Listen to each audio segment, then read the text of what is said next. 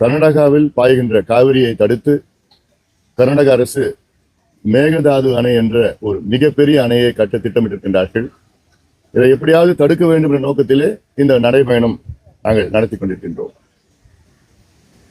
கர்நாடகாவிலே சமீபத்தில் அதன் முதலமைச்சர் திரு DK சிவகுமார் அவர்கள் ஏன் நாங்கள் மேகதாது அணையை கட்டுகின்றோம் என்று காரணங்களை சொன்னார். அதற்கு முதல் காரணம் அவர் சொன்னது, இது கர்நாடகாவிலே தமிழ்நாட்டுக்கு தான் அதிக பயன்பெறும். இரண்டாவது போய் இது முழுமையாக பெங்களூர் நகரத்துக்கு குடிநீருக்காக நாங்கள் பயன்படுத்துவோம். மூன்றாவது போய் உச்சநீதிமன்றம் அனுமதி கொடுத்து விட்டது. அதாவது முதலாவது போய் தமிழ்நாட்டுக்கு மேகதாது அணை கர்நாடகாவில் கட்டினால் தமிழ்நாட்டுக்கு இது மிகப்பெரிய ஒரு பேரழிவு ஏற்படும். காரணம், காவிரியை நம்பித்தான் தமிழ்நாட்டில் உள்ள 8 கோடி மக்களில் 5.5 கோடி மக்கள் இருக்கின்றார்கள். சென்னையில 1 கோடி மக்கள் காவிரியை நம்பித்தான் இருக்கின்றார்கள் வீராணம் ஏரி மூலமாக. மதுரை, மேலூரில் காவிரி தண்ணி தான் குடித்துக் கொண்டிருக்கின்றார்கள். காவிரி குண்டார் திட்டம் என்றால் விருதுநகர் மாவட்டம் வரை செல்லும். திண்டுக்கல், புதுக்கோட்டை, ராமநாதபுரம் கூட்டு குடிநீர் திட்டம், ஒகேனக்கல் கூட்டு குடிநீர் திட்டம் என்பது கிருஷ்ணகிரி, தர்மபுரி, திருப்பத்தூர் மாவட்டம், வேலூர் மாவட்டம், ராணிப்பேட்டை மாவட்டம், திருவண்ணாமலை மாவட்டம் வரைக்கும் காவிரி கூட்டு குடிநீர் திட்டம் செல்கிறது. ஒகேனக்கல் கூட்டு குடிநீர் திட்டம். ஆக மொத்தம் தமிழ்நாட்டில் 38 மாவட்டத்தில் 28 மாவட்டம் காவிரியை நம்பி இருக்கிறோம். இப்போ திடீர்னு கர்நாடகாவில் நீங்க ஒரு டேம் கட்டி அந்த தண்ணியெல்லாம் நீங்க பயன்படுத்துனீங்கன்னா நாங்க எங்க போவோம்? எங்க குடிநீர் பிரச்சனைக்கு எங்க போவோம்? எங்க விவசாயத்தை எங்க போவோம்? எங்களுடைய உணவுக்கு எங்க போவோம்? அதனால DK சிவகுமார் அவர்கள் சொல்வது மிகப்பெரிய பொய்களை சொல்லி வருகிறார். இரண்டாவது பொய் அவர் சொல்றது, இது பெங்களூர் நகருக்கு குடிநீர் திட்டத்திற்காக நாங்கள் மேகதாது அணை கட்டுகிறோம் என்று. பெங்களூர் நகரத்திற்காக கடந்த 2018ஆம் ஆண்டு உச்சநீதிமன்றம் அந்த நடுவர் மன்ற தீர்ப்பை உறுதி செய்கின்ற அந்த தீர்ப்பில் 4.75 TMC தண்ணீர் பெங்களூர் குடிநீருக்காக அதை ஒதுக்கீடு செய்திருக்கிறது. அந்த தண்ணி இன்னைக்கு KRS டேம் மூலமா, கிருஷ்ணராஜசாகர் டேம் மூலமா பெங்களூருக்கு வருது.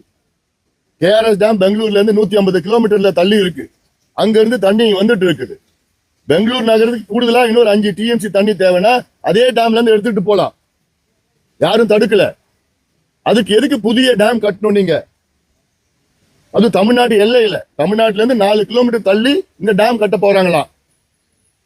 அதுவும் இந்த டேம் 70 TMC கொள்ளளவு கொண்ட டேம். பெங்களூருக்கு கூடுதலா தேவை இன்னும் 5 TMC தான்.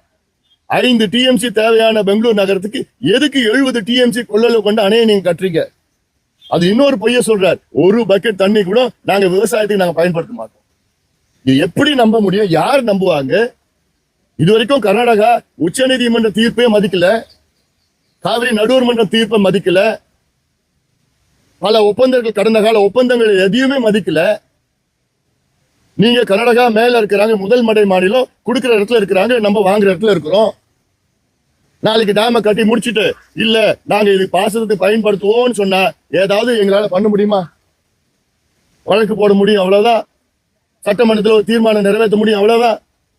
தமிழ்நாடு அழிஞ்சிடும், தமிழ்நாடு அழிஞ்சிடும். காவிரி என்பது நம்முடைய உரிமை. அது முதல் உரிமை தமிழ்நாட்டுக்கு தான். கடந்த கால அத்தனை ஒப்பந்தங்கள் போடப்பட்டது.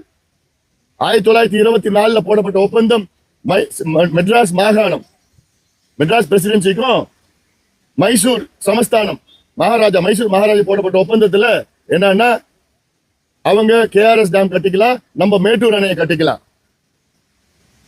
அதே போன்று காவிரியில் வருகின்ற அந்த நீர் எப்படி பகிர்ந்து கொள்ள வேண்டும் என்றால், தமிழ்நாட்டுக்கு 75 விழுக்காடு தண்ணி தமிழ்நாடு பயன்படுத்திக் கொள்ளலாம். 23 விழுக்காடு தண்ணி மைசூர் சமஸ்தானம் பயன்படுத்திக்கலாம். 2 விழுக்காடு தண்ணி திரவாங்கூர் சமஸ்தானம் பயன்படுத்திக்கலாம். இதுதான் ஒப்பந்தம். அந்த ஒப்பந்தம் முடிகிறதுக்கு முன்னாடி கர்நாடகாவில் நம்மளை கேட்காம 3 டேம் கட்டிட்டாங்க காவிரியில. கபினி, ஹேமாவதி, ஆரங்கின்னு நம்மளை கேட்கல. அது எதிர்த்தோம், அது ஒரு பொருட்டா நினைக்கல அவங்க. அப்ப நம்ம வழக்கு போட்ட உச்ச நீதிமன்றத்தில் அந்த வழக்கை அன்றைய அரசு திரும்பி வாங்கிட்டாங்க, திமுக அரசு, இந்திரா காந்தி அந்த அம்மா அச்சுறுத்தினால. அதன் பிறகு 28 வருஷமா போயிட்டு 1990 நடுவர் மன்றம் அமைச்சாங்க. 91 இடைக்கால தீர்ப்பு 205 TMC கொடுக்கணும்னு. 2007 இறுதி தீர்ப்பு கொடுத்தாங்க. அதை குறைச்சி 192 டிஎம்சியா குறைச்சாங்க. அதன் பிறகு கெசட் நோட்டிபிகேஷன் 2013 நடந்தது.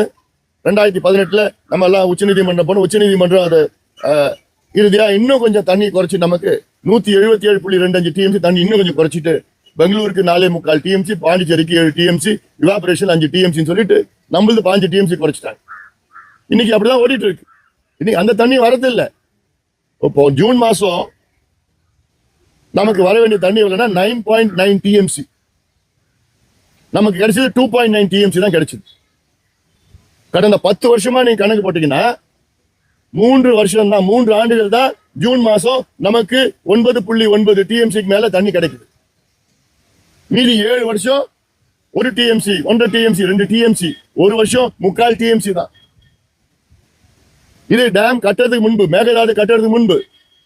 மேகதாது கட்டிட்டாங்கன்னா அந்த தண்ணி வரப்போறது கிடையாது. ஜூலை மாசம் நமக்கு வர வேண்டிய தண்ணி 42 டிஎம்சி வரப்போறது கிடையாது. ஜூலை 4ஆம் தேதி இன்னைக்கு கல்லணையில இருக்கிறோம். இப்ப இந்த பேட்டி கல்லணையில நான் கொடுக்கிறேன். கல்லணை என்பது தமிழர்களுடைய வரலாறு. கல்லணை என்பது உலக அளவில் 4வது பழமையான நீர்த்திட்டம். இந்தியாவிலே மிக பழமையான நீர்த்திட்டம் கல்லணை. நம்முடைய கரிகாலன் அவர்கள் கட்டிய கல்லணை 2000 ஆண்டுகளுக்கு முன்பு.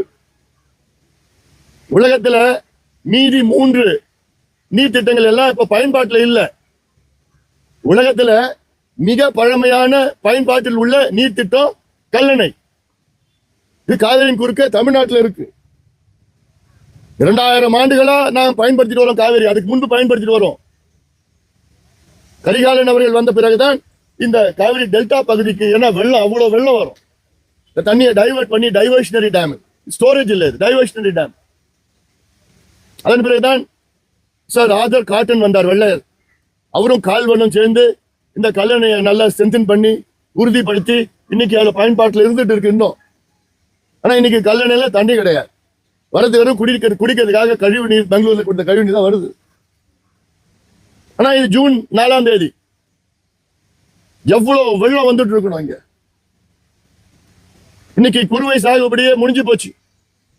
குறுவை சாகுபடி ஆண்டுதோறும் ஜூன் 12ஆம் தேதி மேட்டூர் அணையை திறந்திருக்கணும். மேட்டூர் அணை திறந்திருந்தாங்கன்னா நீ ஃபுல்லா நான் போய் இன்னைக்கு கீழே இறங்க முடியுமா கல்லணையில? முடியாது.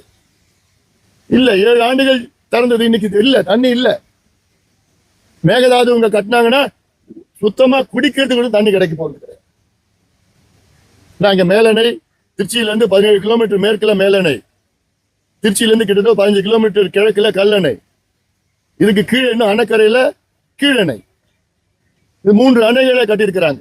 ஆதர் காட்டன் கீழணை மேலணை கட்டினார், கரிகாலன் அவர்கள் கல்லணை கட்டினாரு, ஆதர் காட்டன் ஸ்ட்ரென்தன் பண்ணார். நம்ம வரலாறு எவ்வளவு பெரிய வரலாறு. ஆனா இதை எல்லாத்தையும் அழிக்கிறதுக்காக கர்நாடகாவில் மேகதாது என்ற ஒரு தேவையில்லாத ஒரு அணை, தேவையே இல்லை உங்களுக்கு, அடாவடியா கட்டத்துக்கு திட்டமிட்டு இருக்கிறாங்க.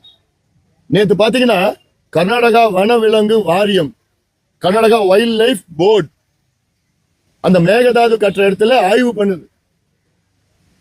30 மீட்டர் ஆழத்துக்கு போர் போட்டு அது சாயில் டெஸ்டிங் பண்றாங்க, ராக் டெஸ்டிங் பண்றாங்க. அங்க எவ்வளவு வனவிலங்கு இருக்குன்னு கணக்கு எடுக்கிறாங்க, எவ்வளவு மரம் இருக்குன்னு கணக்கு எடுக்கிறாங்க.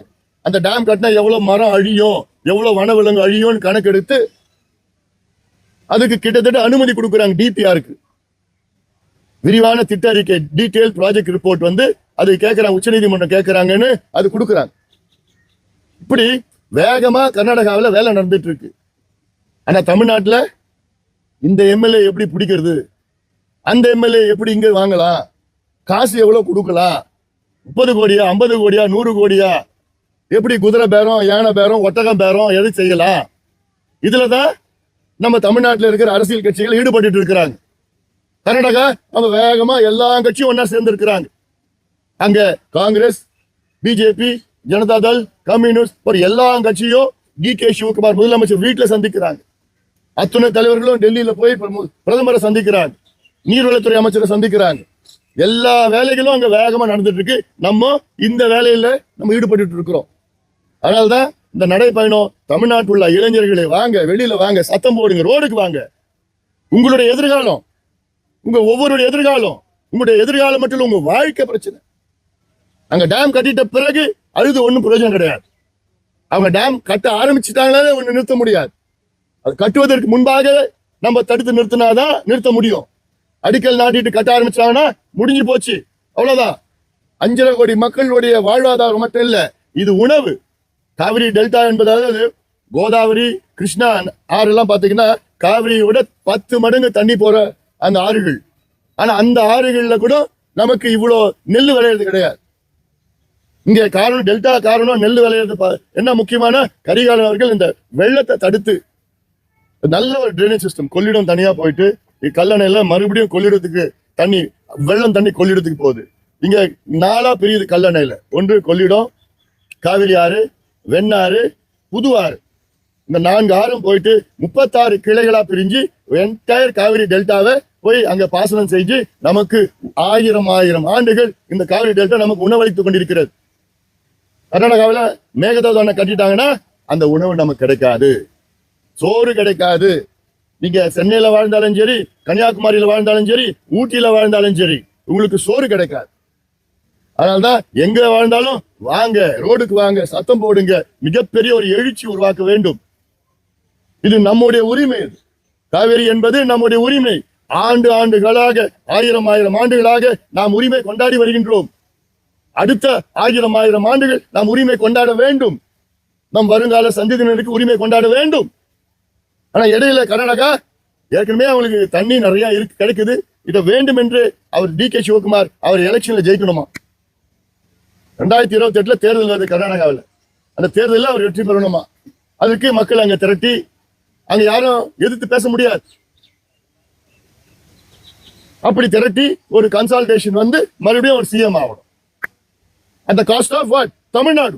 at the cost of our food security, உணவு பாதுகாப்பு. நம்ம இது எவ்வளவு பெரிய பிரச்சனை. இந்த நேரத்துல அங்க போய் இந்த பேரம் அந்த பேரம் அசிங்கமா இருக்கு.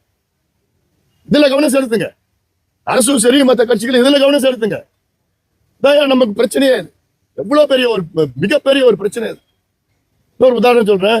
1974 கர்நாடகாவில் இருக்கிற காவிரி ஆறு பாசன பரப்பளவு 6.8 லட்சம் ஏக்கரா இருந்தது. 74 கர்நாடகாவில் இருக்கிற காவிரி ஆற்று மூலமா அங்க விவசாய நிலம் பாசனம் பரப்பு 6.8 lakh ஏக்கர்ஸ். 91 அது 12 லட்சம் ஏக்கரா உயர்ந்தது. 2006 அது 18 லட்சம் ஏக்கரா உயர்ந்திருக்கிறது. 2016 இது 21 லட்சம் ஏக்கரா உயர்ந்திருக்கிறது. அதே 1974 தமிழ்நாட்டினோட காவிரி பாசனம் நிலப்பரப்பு 29 லட்சம் ஏக்கரா இருந்தது. இன்னைக்கு தமிழ்நாட்டுடைய நிலப்பரப்பு 20 லட்சம் ஏக்கர். 29 இருந்து 20 லட்சம் ஏக்கரா குறைஞ்சிருக்கு தமிழ்நாட்டில் இந்த 50 வருஷத்துல. கர்நாடகாவில் 6.8 லட்சத்துல இருந்து இன்னைக்கு 21 லட்சமா உயர்ந்து இருக்கிறது. மேகதாது கர்நாடகாவில் கட்டினாங்கன்னா கர்நாடகா ஒரு நிலப்பரப்பு 30 லட்சமா உயரும். தமிழ்நாட்டோட நிலப்பரப்பு காவிரி பாசனம் 20 லட்சத்துல இருந்து 10 லட்சமா குறையும். இது எவ்வளவு பெரிய ஒரு பாதிப்பு வரும். நமக்கு சோறு கிடைக்காது, உணவு கிடைக்காது. அதனால்தான் நாங்க எல்லாம் கத்திட்டு இருக்கிறோம், தெருவில் வந்துட்டு இருக்கிறோம். உங்களுக்கு எல்லாம் பேசிட்டு வாங்க, எல்லாம் வாங்க. இது நம்முடைய பிரச்சனை. ஜல்லிக்கட்டுக்கு எல்லாம் வந்தீங்க. ஜல்லிக்கட்டு நீங்க யாரும் பார்த்தது கூட கிடையாது. ஜல்லிக்கட்டுனால நீங்க உங்களுக்கு எந்த பாதிப்பும் கிடையாது. அதுக்கு நீங்க வெளியில வந்தீங்க. ஆனா இது உங்களுக்கு பாதிப்பு, உங்கள் ஒவ்வொருவருக்கும் பாதிப்பு, உங்கள் குடும்பத்துக்கு பாதிப்பு, உங்கள் வருங்கால சந்ததியினருக்கு பாதிப்பு, காலங்காலமா பாதிப்பு வரும். இதனால நீங்க வாங்க, எல்லாம் வெளியில வாங்க, போடுங்க. மத்த எந்த கட்சி எது பண்ணாலும் நீங்க கவலைப்படாதீங்க. நீங்க வந்தீங்கன்னா அவங்க உங்க பின்னாடி வருவாங்க. இளைஞர்கள் நீங்க வெளியில வாங்க தான் நாங்க கேட்கிறோம். நாங்க